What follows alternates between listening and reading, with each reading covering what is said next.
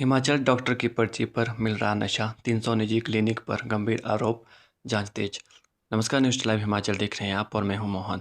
आप कहां से यह वीडियो देख रहे हैं कमेंट करके ज़रूर बताएं। हिमाचल प्रदेश में नशे के खिलाफ चल रही मुहिम के बीच एक ऐसा खुलासा सामने आया है जिसने पूरे सिस्टम को चिंता में डाल दिया है। अब तक नशे की सप्लाई के लिए तस्करों और सप्लायरों पर शिकंजा कसती पुलिस का शक है कि नशीली दवाओं को युवाओं तक पहुंचाने में कुछ निजी क्लिनिक और केमिस्ट भी अहम भूमिका निभा रहे हैं। प्रदेश भर में 300 से ज़्यादा निजी क्लिनिकों, अनधिकृत स्वास्थ्य सेवा प्रदाताओं और झोलाछाप डॉक्टरों की जांच की गई है। जांच में कई जगह चिकित्सक पर्ची की आड़ में प्रतिबंधित और नशीली दवाओं के संभावित अवैध इस्तेमाल के संकेत मिले हैं। पुलिस की स्पेशल टास्क फोर्स की रिपोर्ट में सामने आए इन तथ्यों के बाद अब नशे के पूरे नेटवर्क की कड़ियां जोड़ने की कोशिश की जा रही है। एसटीएफ, जिला पुलिस, स्वास्थ्य विभाग और औषधि विभाग की संयुक्त टीमों ने प्रदेश भर में 300 से ज़्यादा संदिग्ध क्लिनिकों की जांच की है। इस दौरान क्लिनिकों के लाइसेंस, डॉक्टरों का पंजीकरण, दवाओं का स्टॉक, खरीद बिक्री से जुड़े दस्तावेज और ओपीडी रिकॉर्ड खंगाले गए हैं।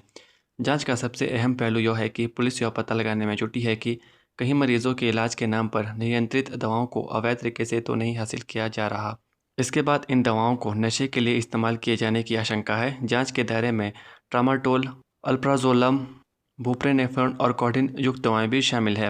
पुलिस अब यह केवल क्लिनिकों तक जांच सीमित नहीं रख रही है। ऐसे मामलों में दवा लिखने वालों, दवा उपलब्ध करवाने वाले केमिस्ट और आगे इसे नशे के लिए इस्तेमाल करने वाले नेटवर्क के बीच में संबंधों को भी पड़ताल कर रही है।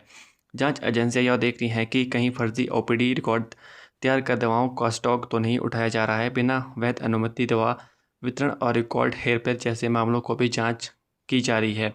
निर्धारित मात्रा से ज़्यादा नियंत्रित दवाओं के इस्तेमाल को भी जांच का अहम हिस्सा बनाया जा रहा है। जांच के दौरान सबसे ज़्यादा मामले कांगड़ा, सोलन, सिरमौर जिले में सामने आने की बात कही गई है। वहीं किन्नौर और लाहौल स्पीति में ऐसे मामलों की संख्या सबसे कम बताई गई है। संबंधित जिलों की पुलिस ने अब इन क्लिनिकों की विस्तृत जांच शुरू कर दी है और रिपोर्ट तैयार होने के बाद नियम अनुसार कार्रवाई की जाएगी। पुलिस अब नशे की सप्लाई चेन को केवल तस्करों तक सीमित नहीं मान रही है। नशा मुक्ति और पुनर्विवास केंद्रों की गतिविधियों की भी पड़ताल की जा रही है। जांच एजेंसियां दवाओं की खरीद से लेकर उनके संभावित अवैध वितरण तक की पूरी कड़ी जोड़ने में जुटी है।